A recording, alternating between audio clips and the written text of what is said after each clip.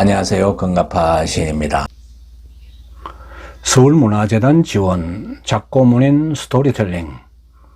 오늘은 미움과 더러움을 아름다운 사랑으로 녹여낸 자연합일의 시조 달밤과 현실 비판으로 반공법에 저촉되기까지 한 시조 바람벌을 선 현대시조의 창조적 개성자 이호우 시인을 만납니다.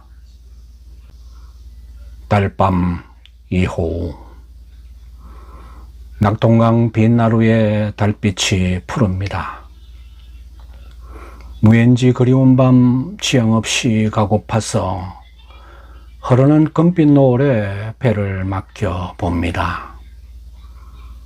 낯익은 풍경이 돼 달 아래 고쳐보니 돌아올 기약 없는 먼 길이나 떠나온 듯 뒤지는 들과 산들이 돌아 뵙니다. 아득히 그림 속에 정화된 초가집들, 할머니 조웅전에 잠들던 그날 밤도 할버진 율 지으시고 달이 밝아 뜨이다.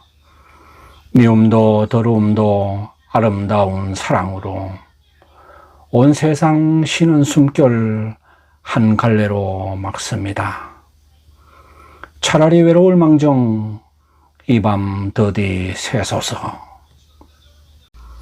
이호우의 초기시에 속하는 시조 달밤은 미움과 더러움마저도 아름다운 사랑으로 녹여내는 자연 합일의 세계관을 보여줍니다. 1940년 문장지에 가람 이병기 선생의 추천을 받은 신인 당선 작품인데요. 가람 선생은 새롭고 깨끗하며 아무 억지도 없고 꾸밈도 구김도 없는 작품이라고 평했습니다. 이 시조는 전통적인 시조 율격에 충실한 작품으로 농촌의 전경을 한 폭의 동양화처럼 그린 작품입니다. 첫 수는 저물 무렵의 낙동강 풍경을 그리고 있는데요. 배를 감싼 달빛이 푸른 빛에서 금빛 노을로 바뀌는 자연합일의 전경으로 애수와 적막감을 자아냅니다. 둘째 수는 배를 타고 가면서 바라보는 풍경의 흐름을, 셋째 수에서는 그 흐름 속에서 자연과 더불어 살아가는 할머니와 할아버지와의 추억을 회상합니다. 이를 통해 자신의 정신이 어디에 뿌리를 내리고 있는지를 담아냅니다. 넷째 수는 자연 합일의 과정으로 미움과 더러움이 아름다운 사랑으로 성화되는 이 달밤이 오래 이어지기를 바라는 마음을 담고 있습니다. 달밤이라는 배경과 공간이 도입부에서 마지막까지 이어지고 있는데요. 배가 흐르면서 공간적으로는 고향과 멀어지지만 향수에 젖어 시간적으로는 오히려 고향에 가까워지는 역설의 진경을 볼 수 있습니다. 가장 먼 여행은 기항이라고 한 노자의 말과도 통한다고 하겠네요. 김인환 고려대 교수는 이 시조처럼 인간과 사물, 문학과 자연이 대등한 관계로 하나가 되어 숨결을 주고받는 시를 그동안 보지 못했다고 평했습니다. 이호우 시인은 1912년 경북 청도에서 일남 이녀죽 차남으로 태어났습니다. 누이 동생이 정말 유치한가 플라토닉 사랑을 나눈 그 유명한 이영도 시인입니다. 오누이가 모두 유명한 시조 시인이었는데요. 그래서 고향 청도에서는 오누이 시조공원 조성과 문학제를 여는 등 이호우, 이영도 시인의 시정신과 문학세계를 기리고 있습니다. 향리에서 보통학교를 졸업한 이호우는 1924년 경성 제1고등 보통학교에 입학했으나 신경쇠약 증세로 낙향을 합니다. 그 뒤 1929년엔 일본 도쿄예술대학으로 유학을 떠났으나 역시 신경쇠약 증세가 재발하여 학업을 포기하게 됩니다. 이호우의 신경쇠약은 일제의 병탄에 저항했던 지조의 유학자 집안에서 아버지가 친일을 한 데다 출양 후 다른 여인까지 얻는 슬픈 가정사가 그 원인이었다고 합니다. 22살 때인 1934년 결혼을 해 3남을 두었는데요. 이후 향리에서 사업을 하다 강복이 된 이후 대구 대봉동으로 이사를 하게 되는데, 이때 문예지 죽순과 인연을 맺고 문학활동을 본격화합니다. 1936년 시조 영춘송이 동아일보 신춘문예에 가작 입선하였고, 1939년 동아일보에 낙엽, 진달래, 새벽 등을 투고하다가 1940년 문장지로 공식 등단을 마무리합니다. 그러니까 20대 초반에 시조를 쓰기 시작해서 20대 후반에 공식 등단을 하게 되는데, 등단작 달밤의 빼어난 작품성으로 일약 한국문단의 중심에 서게 됩니다.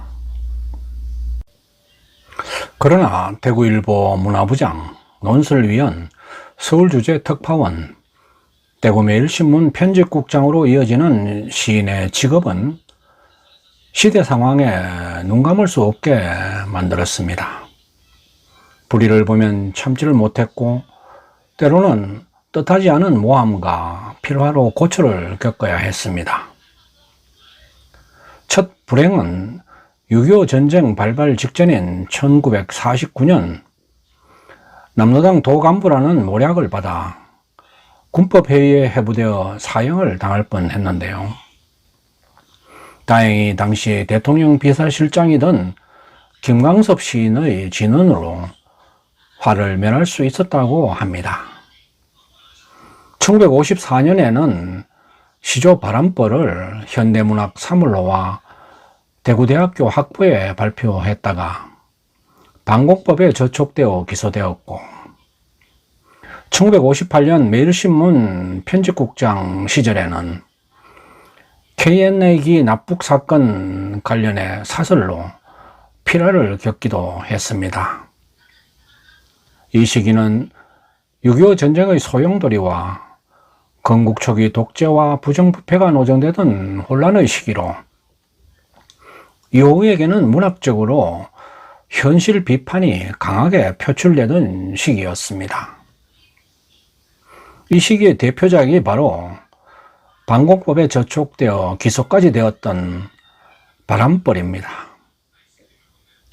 이 시조는 제가 시조 입문 초기에 크게 매료되었던 작품이기도 한데요. 지금도 이 시조를 읽으면 가슴이 뜨거워지곤 합니다. 바람벌 이호우. 그 눈물 고인 눈으로 수나 보지 말라. 미움이 사랑을 앞선 이 각박한 거리에서 꽃같이 살아보자고, 살아보자고.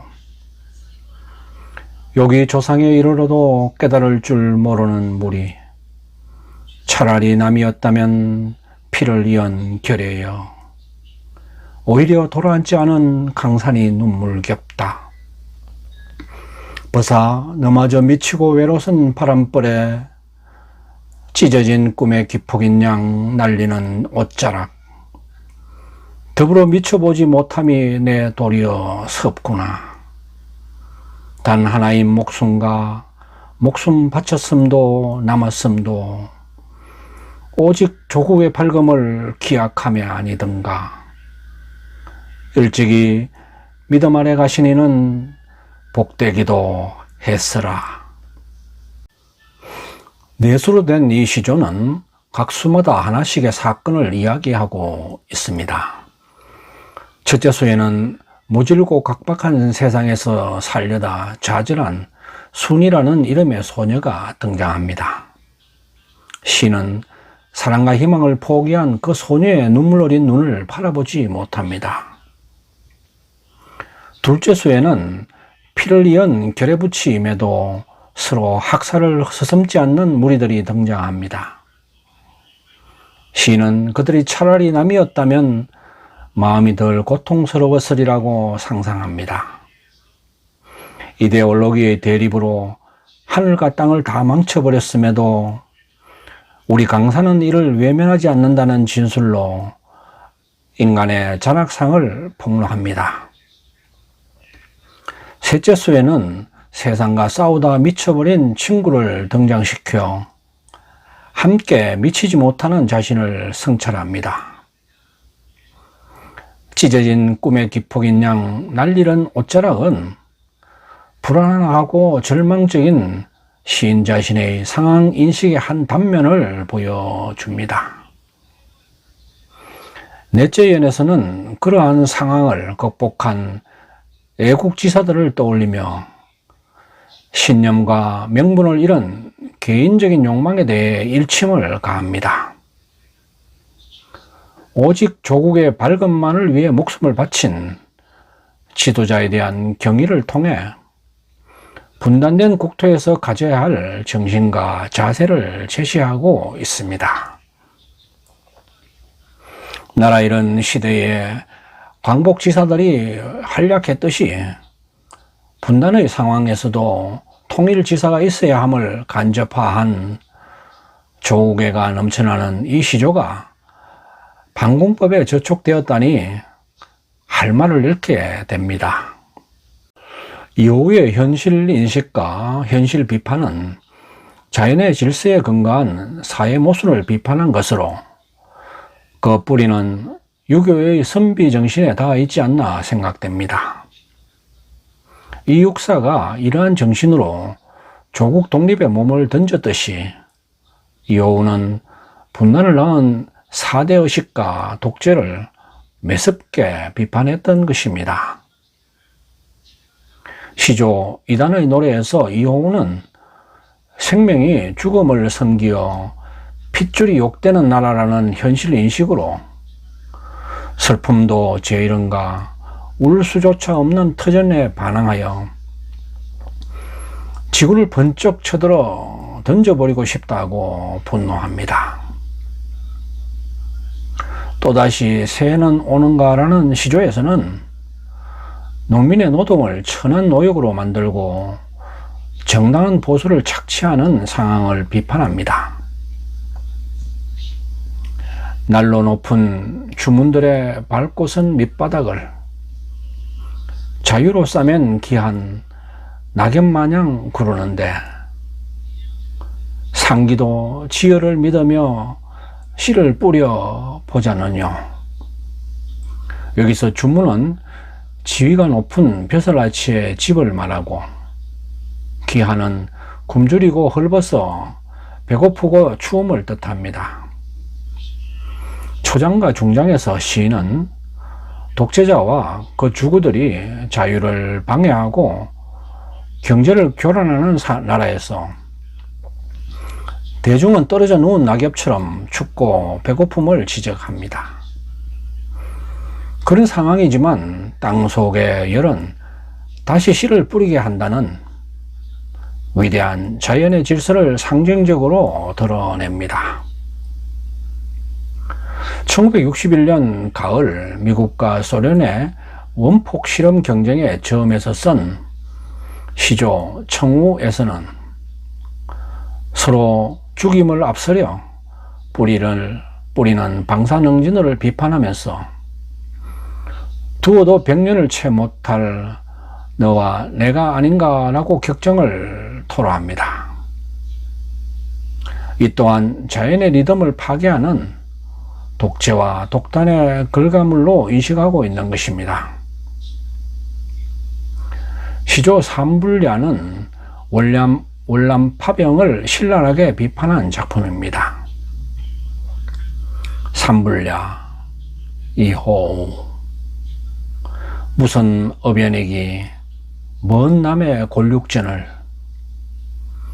생떼 같은 목숨값에 던져진 산불kum표여. 그래도 조국의 하늘이 고와 그 못 감고 갔을 눈. 현대문학 1966년 10월호에 발표된 이 시조로 시인은 세 번째 필화를 읽게 되는데요. 시조 산불야는 베트콩과 최전방에서 싸우는 사병들은 하루에 1불, 청룡부대 K하사가 감난에 상륙한 지 사흘 만에 죽었다. 부대 재무관은 고향으로 돌아가는 K하사 유해 위에 산불을 올려놓고 눈물을 뿌렸다. 사흘 복무했으니 산불이 나왔던 것이다 라는 1966년 1월 12일자 중앙일보 기사를 보고 쓴 시조입니다. 현대시조에 이런 현실 비판의 작품이 있다는 것은 우리 현대 시사를 통틀어 소중하고 값진 자산이 아닐 수 없습니다. 이 시기에 쓴 작품 중에는 교과서에도 실렸던 시조 금이 있습니다. 금, 이호우. 차라리 절망을 배워 바위 앞에 섰습니다. 무수한 주름살 위에 비가 오고 바람이 붑니다. 바위도 세월이 아픈가 또 하나 금이 갑니다. 이 시조는 1955년 첫 시조집을 낼 때 제목은 바위 앞에서였는데 1968년 선집 휴화산을 낼 때는 금으로 고칩니다. 힘겨운 삶의 상황을 상징하는 모진 풍상에도 변함이 없는 바위의 모습을 담고자 함이 창작 동기였다면 시간이 지나면서 좀 더 깊은 의미의 상징인 금으로 퇴고를 한 것이 아닌가 생각됩니다. 시는 이렇게 한 작품을 두고 길게는 수십 년 동안 퇴고와 개작을 거듭했습니다. 뿐만 아니라 후기에는 시조의 본령인 단시조로 창작을 하거나 개작을 하고 3장을 6행으로 기사하는 형식을 견지했습니다. 시조 금도 그런 시인의 투철한 시정신이 반영된 작품이라고 하겠습니다. 1955년 시조 바람벌이 반공법에 저촉되어 기소된 이후 1960년 경북 반민주행위자 조사위원회를 끝으로 이호우는 한동안 공직 활동을 하지 않습니다. 이때를 기점으로 그의 시색에도 조금씩 바뀌어 날새운 현실 비판에서 현실 관조로 나아가게 되는데요. 이 시기의 대표작이 휴화산과 개화입니다. 휴화산, 이호우. 일찍이 천길 불길을 터뜨려도 보았도다.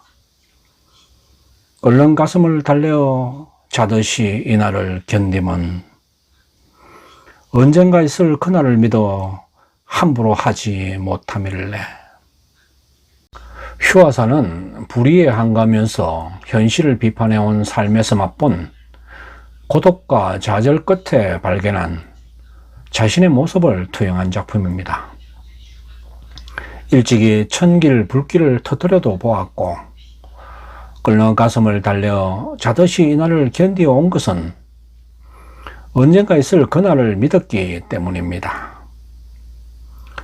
그러나 사화산이 아닌 휴화산인데서 그리고 이 시조를 1968년 출간한 선집 성격의 시집 표제로 사용한 것에서 아직은 꺼지지 않은 내일의 강한 의지를 읽을 수 있는 시편이기도 합니다.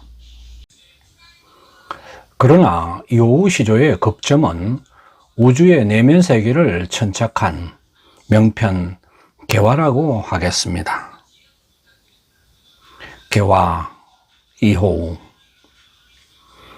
꽃이 피네 한입 한입 한 하늘이 열리고 있네. 마침내 남은 한 잎이 마지막 떨고 있는 고비. 바람도 햇볕도 숨을 죽이네. 나도 아려 눈을 감네.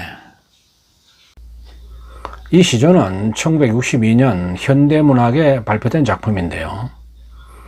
김재현 교수는 꽃이 피는 현상의 내면적 본질을 우주적 의미로 확대 압축시킨 작품이라고 평했습니다. 이 작품의 초고는 1950년대 중반에 쓴 꽃이 터진다라는 자유시였다고 합니다. 이 자유시가 유작으로 전해오는데, 그렇다면 시조 개화의 완성에는 꽤 오랜 세월이 걸린 듯합니다. 그러니까 시상의 초고는 자유시 형태로 쓰고 이것을 시조로 개작하는 방식을 취했던 것입니다. 이 작품도 1968년 선집 휴화산을 낼 때 종장 결구에 가만을 아려로 바꾸었습니다. 그만큼 고치고 또 고치는 치열한 시정신으로 금강석 같은 명편의 단시조를 완성시켰던 것입니다. 그렇다면 가만과 아려는 어떤 차이가 있는 걸까요? 가만이 자율적인 행위라면 아려는 타율적입니다. 자연의 섭리가 사람이 아니라 자연 내지 우주로 보는 사유요 통찰이라고 하겠습니다. 이 시조는 꽃의 절실함과 신의 간절함이 합치된 절정의 순간으로 거룩한 영혼이 깃든 우주적 세계관을 보여주는 시편입니다. 마지막이라는 상황 설정과 떨고 있는 고비의 시각적 표현은 마침내 꽃잎이 열리는 절정의 순간을 극도의 긴장미로 감각함으로써 생명 탄생의 신비와 자연의 외경감을 극대화하고 있습니다. 시조 개화에 대해 민병도 시인은 초기 자연의 기일을 지나 현실에 대한 부정과 비판을 통해 사회와 민족을 껴안았고 종교와 우주관을 아우르면서 비로소 그의 시세계는 완성되었다고 말했습니다. 지금까지 이호우의 시조 세계를 살펴보았습니다.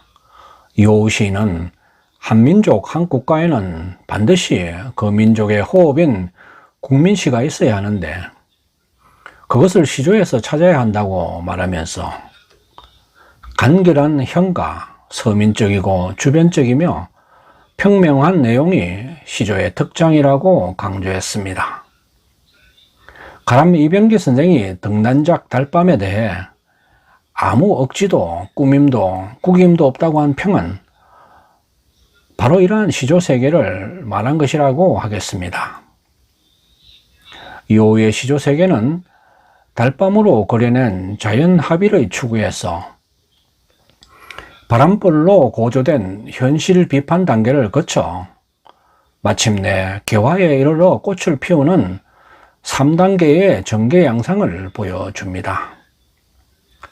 형식 측면에서는 엄수에 얽매이지 않는 창조적 변용으로 의미 엄보라는 열린 시조의 세계를 펼쳤으며 내용 측면으로는 이미지와 상징 수법 활용과 분단과 민중의 현실 같은 비시조적인 소재를 끌어들여 시조에 대한 일반의 고정관념을 깨뜨리면서 시조가 일찍이 도달해보지 못한 정신의 가열성을 획득했다는 평가를 받고 있습니다.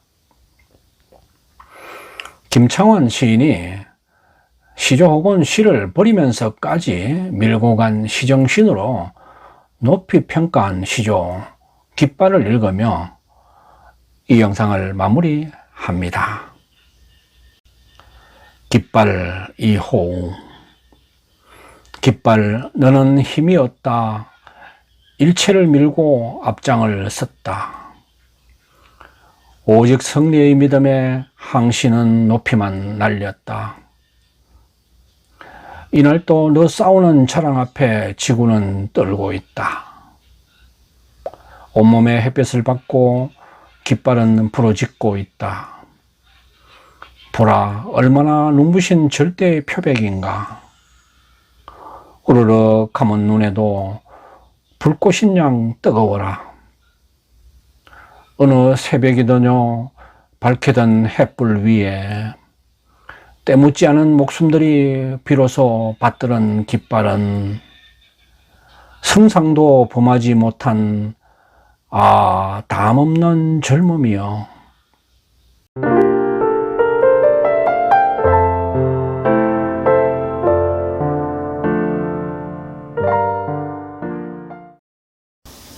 아직까지 금가파 TV를 구독하지 않으신 분은 지금 바로 붉은색 구독 버튼과 좋아요, 엄지척, 그리고 종 모양의 알람 설정을 해주시면 감사하겠습니다. 끝까지 시청해 주셔서 고맙습니다.